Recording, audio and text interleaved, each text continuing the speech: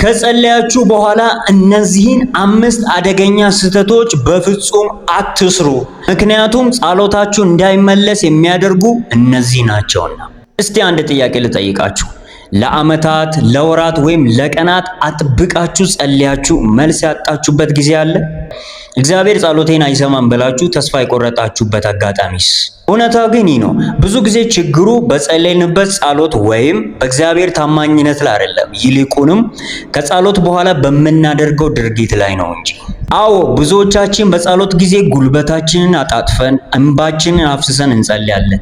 ነገር ግን ከጸሎት በኋላ ወዲያውኑ የምንሰራቸው ትናንሽ የሚመስሉ ግን አደገኛ ስህተቶች የጸለይንበትን በረከትና መልስ ያበላሹታል። ጸሎት አሜን ብለን ስንጨርስ የሚያበቃ ነገር አይደለም። ከጸሎት በኋላ ያለው ህይወታችን የጸሎታችንን እውነተኛነት የሚያረጋግጥ መስታወት ነው። በዛሬ ቪዲዮ ከጸሎት በኋላ በፍጹም ማድረግ የሌለብንን 5 ስህተቶች በዝርዝር እናያለን። እነዚህን ስህተቶች ካስወገዳችሁ በህይወታችሁና በጸሎታችሁ ላይ ታላቅ ተአምርና ለውጥ ታያላችሁ። ለዚህ ቻናል አዲስ የሆናችሁ እንኳን ደህና መጣችሁ። ሄኖክ ፈለቀ ነኝ። ሰብስክራይብ በማድረግ ቤተሰብ መሆን እንዳትረሱ። ይሄ ቪዲዮ ለብዙ ሰዎች እንዲደርስም ላይክ አድርጉ። ሐሳብ አስተያየታችሁን ኮሜንት ላይ መጻፍ ትችላላችሁ። ዝግጁ ከሆናችሁ ወደ መጀመሪያው ነጥብ እንለፍ። ከጸሎት በኋላ የምንሰራው የመጀመሪያውና ዋነኛው ስህተት መጠራጠር ነው። ብዙ ሰዎች ይጸልያሉ፣ ነገር ግን አሜን ብሎ ከተነሱ በኋላ ወዲያውኑ ለመሆኑ እግዚአብሔር ሰምቶኝ ይሁን? በእርግጥ ይህ ነገር ይሆንልኛል? እያሉ በልባቸው መጠራጠር ይጀምራሉ። መጽሐፍ ቅዱስ ስለ መጠራጠር ምን ይላል? እስኪ አብረን እንመልከት። መጽሐፍ ቅዱስ በያዕቆብ መልእክት ምዕራፍ 1 ቁጥር 6 እስከ 8 ባለው ክፍል ላይ እንዲህ ብሎ ይናገራል። ነገር ግን በምንም ሳይጠራጠር በእምነት ይለምን። የሚጠራጠር ሰው በንፋስ የተገፋና የተነቀነቀ የባህርን ማዕበል ይመስላልና፣ ሁለት ሐሳብ ላለው በመንገዱም ሁሉ ለሚወላውል ለዚያ ሰው ከጌታ ዘንድ አንዳች እንዲያገኝ አይምሰለው ይለናል። ተመልከቱ፣ መጽሐፍ ቅዱስ ግልጽ በሆነ ቃል ይነግረናል። የሚጠራጠር ሰው ከጌታ ዘንድ አንዳች ነገር እንዲቀበል አይጠበቅበትም ይለናል። አንድ አባት ለልጁ ውድ ስጦታ ሊገዛለት ቃል ቢገባለትና ልጁ ግን አባቱን አታደርገውም፣ አትገዛልኝም፣ አላምንህም ቢለው አባቱ ምን ያህል ያዝናል? እግዚአብሔርም ታማኝ አባት ነው። በጸሎት የጠየቅነውን ነገር አደርግልሃለሁ ሲለን ከጸሎት በኋላ በጥርጣሬ የምንሞላ ከሆነ የእግዚአብሔርን ታማኝነት እየተጠራጠርን ነው። ኢየሱስ ክርስቶስ በማርቆስ ወንጌል ላይ እንዲህ ብሏል። መጽሐፍ ቅዱስ በማርቆስ ወንጌል ምዕራፍ 11 ቁጥር 24 ላይ እንዲህ ብሎ ይናገራል። ስለዚህ እላችኋለሁ የጸለያችሁትን የለመናችሁትንም ሁሉ እንዳገኛችሁት እመኑ ይሆንላችሁማል ይለናል። አስተውሉ፣ እንዳገኛችሁት እመኑ ነው የሚለው። ያገኛችሁት ከጸሎት በኋላ ነው።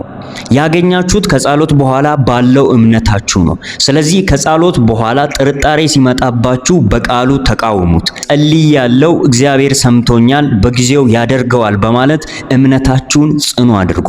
ሁለተኛው ትልቅ ስህተት ከጸሎት በኋላ የእግዚአብሔርን ጊዜ አለመጠበቅና ነገሮችን በራስ መንገድ ለመፍታት መጣደፍ ነው። ይህ ብዙ አማኞች የሚወድቁበት ወጥመድ ነው። እንጸልያለን፣ ነገር ግን እግዚአብሔር በራሱ ጊዜና መንገድ መልስ እስኪሰጠን ድረስ መታገስ አንችልም። ከዚያስ የራሳችንን መንገድ እንፈጥራለን። ያልተገባ አሰራር ውስጥ እንገባለን። ታስታውሱ እንደሆነ አብርሃምና ሳራ ልጅ ለማግኘት ለብዙ ዓመታት ጸልየው ነበር። እግዚአብሔርም ዘር እንደሚሰጣቸው ቃል ገብቶላቸው ነበር። ነገር ግን መልሱ ሲዘገይ ሳራ ምን አደረገች? እግዚአብሔርን ከመጠበቅ ይልቅ የራሷን መፍትሄ አመጣች። አጋር የምትባል አገልጋዩን ለአብርሃም ሰጠችው። በዚህም ምክንያት እስማኤል ተወለደ። ነገር ግን እስማኤል የእግዚአብሔር የተስፋ ቃል አልነበረም። የሰው ጥረትና ትዕግስት ማጣት ውጤት ነበር። የዚህም ውጤት እስከ ዛሬ ድረስ የታወቀ ግጭትና ሕመምን አመጣ። መጽሐፍ ቅዱስ በምሳሌ ምዕራፍ 3 ቁጥር 5 እስከ 6 ባለው ክፍል ላይ እንዲህ ይላል። በፍጹም ልብህ በእግዚአብሔር ታመን፣ በራስህም ማስተዋል አትደገፍ። በመንገድህ ሁሉ እርሱን እወቅ፣ እርሱም ጎዳናህን ያቀናልሃል ይለናል። መጽሐፍ ቅዱስ በመዝሙረ ዳዊት ምዕራፍ 27 ቁጥር 14 ላይ እንዲህ ብሎ ይናገራል። እግዚአብሔርን ተስፋ አድርግ፣ በርታ፣ ልብህም ይጽና፣ እግዚአብሔርን ተስፋ አድርግ ይለናል። ጸሎት ማለት እግዚአብሔርን እንደፈለግን የምናዝበት ሳይሆን በእርሱ ፈቃድና ጊዜ ስር የምንሆንበት ሂደት ነው። ከጸሎት በኋላ የእግዚአብሔርን በር ከመጠበቅ ይልቅ የሰው በር ለማንኳኳት አትሩጡ። እግዚአብሔር የጀመረውን ነገር በራሱ ታላቅ መንገድ ለመጨረስ ታማኝ ነው። ሶስተኛውና እጅግ አደገኛው ስህተት ከጸሎት በኋላ በአንደበታችን አሉታዊ ነገሮችን መናገር ነው። በጸሎት ጊዜ ጌታ ሆይ አንተ ታላቅ ነህ፣ ፈዋሽ ነህ፣ መንገድ ከፋሽ ነህ እንላለን። ከጸሎት በኋላ ግን ከጓደኞቻችን ወይም ከቤተሰቦቻችን ጋር ስንወያይ አረ ነገሩ አልሆነም፣ ህይወቴ ተበላሸ፣ ምንም ተስፋ የለኝም፣ አልንቀሳቀስ አለኝ እኮ እንላለን። ይህ ማለት በጸሎታችን የገነባነውን ነገር በአንደበታችን እናፈርሰዋለን ማለት ነው። መጽሐፍ ቅዱስ ስለ አንደበት ምን ይላል? መጽሐፍ ቅዱስ በምሳሌ ምዕራፍ 18 ቁጥር 21 ላይ እንዲህ ይላል፣ ሞትና ህይወት በምላስ እጅ ናቸው፣ የሚወዷትም ፍሬዋን ይበላሉ ይለናል። አንደበታችሁ ህይወታችሁን የመምራት ኃይል አለው። ከጸሎት በኋላ የምትናገሯቸው ቃላት ከጸሎታችሁ ጋር የሚስማማ መሆን አለባቸው። ስለ ጤንነታችሁ ጸልያችኋል?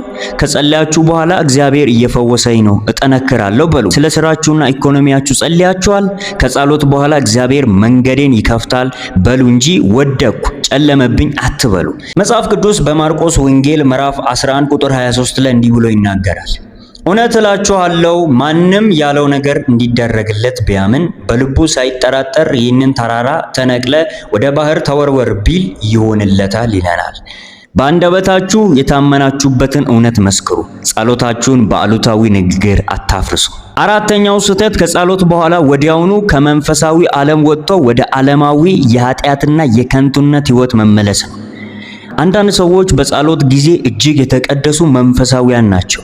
ነገር ግን ጸሎቱ እንደተጠናቀቀ ወዲያውኑ ወደ ሐሜት፣ ወደ አላስፈላጊ ውሸት፣ ወደ መጥፎ ምስሎች፣ ፖርኖግራፊ፣ ወደ ዓለማዊ ጫጫታና ኃጢአት ይመለሳሉ። ይህ ማለት ከጸሎት በኋላ የነበረንን መንፈሳዊ ግንኙነትና ቅድስና ወዲያውኑ እንቆርጠዋለን ማለት ነው። ጸሎት ከእግዚአብሔር ጋር የሚደረግ ጊዜያዊ የስልክ ጥሪ አይደለም፣ ሕይወት ነው እንጂ። መጽሐፍ ቅዱስ በዮሐንስ ወንጌል ምዕራፍ 15 ቁጥር 7 ላይ እንዲህ ብሎ ይናገራል፣ በእኔ ብትኖሩ ቃሎቼም በእናንተ ቢኖሩ የምትወዱትን ሁሉ ለምኑ ይሆንላችሁማል ይለናል። አስተውሉ፣ በእኔ ብትኖሩ ነው የሚለው። መኖር ማለት ዘወትር በእርሱ ቅድስናና ሕልውና ውስጥ መቆየት ማለት ነው።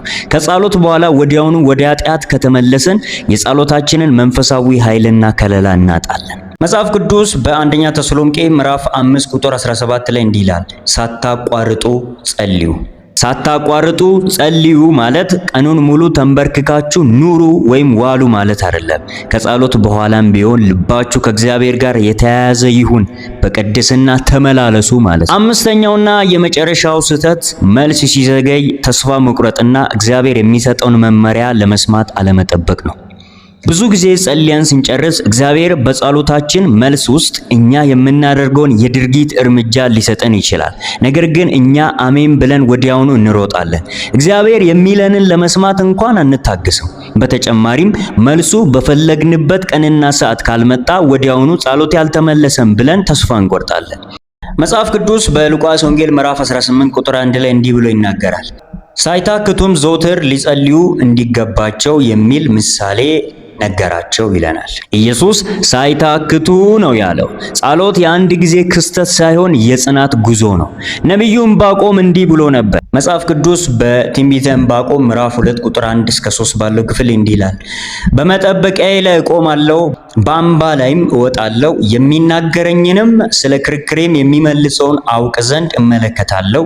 እግዚአብሔርም መለሰልኝ እንዲህም አለ፣ አንባቢው ይፈጥን ዘንድ ራእዩን ጻፍ፣ በጽላትም ላይ ግለጠው።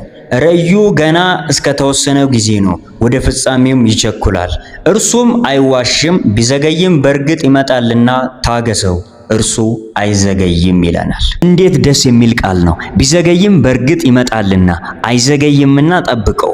የእግዚአብሔር ዘመናትና የኛ ዘመናት የተለያዩ ናቸው። የእርሱ ዘግየት ማለት እምቢታ አይደለም፣ ለኛ የተሻለውን ጊዜ ማዘጋጀት ነው እንጂ። የተወደዳችሁ የእግዚአብሔር ቤተሰቦች ዛሬ የተማርናቸውን 5 ታላላቅ ስህተቶች በፍጹም አንርሳ። አንደኛ፣ ከጸሎት በኋላ አለመጠራጠር፣ በእምነት መቆም። ሁለተኛ፣ ነገሮችን በራስ መንገድ ለመፍታት አለመጣደፍ። የእግዚአብሔርን ጊዜ መጠበቅ። ሶስተኛ አሉታዊ ነገሮችን በአንደበት አለመናገር፣ የእምነት ቃል መናገር። አራተኛ ወደ ኃጢአት ሕይወት አለመመለስ፣ በቅድስናና በህልውናው መኖር። አምስተኛ ተስፋ ለመቁረጥና መመሪያውን መጠበቅ፣ እስከ መጨረሻው መጽናት። እነዚህን እውነቶች በሕይወታችሁ ከተገበራችሁ ከጸሎታችሁ በኋላ የሚከናወነውን ታላቅ እግዚአብሔርን ተአምር ታያላችሁ። እንግዲህ ውድ ተመልካቾች ውድ ጊዜያችሁን ሰውታችሁ እስከ መጨረሻው ድረስ ስለተከታተላችሁ በእጅጉ እናመሰግናለን። አስተያየታችሁን ኮሜንት ለመጻፍ እንዳትረሱ። ይህ ቪዲዮ ለብዙ ሰዎች እንዲደርስም ላይክ አድርጉ። ለዚህ ቻናል አዲስ የሆናችሁ ደግሞ ሰብስክራይብ በማድረግ ቤተሰብ መሆን እንዳትረሱ። መልካም ጊዜ ይሁንላችሁ።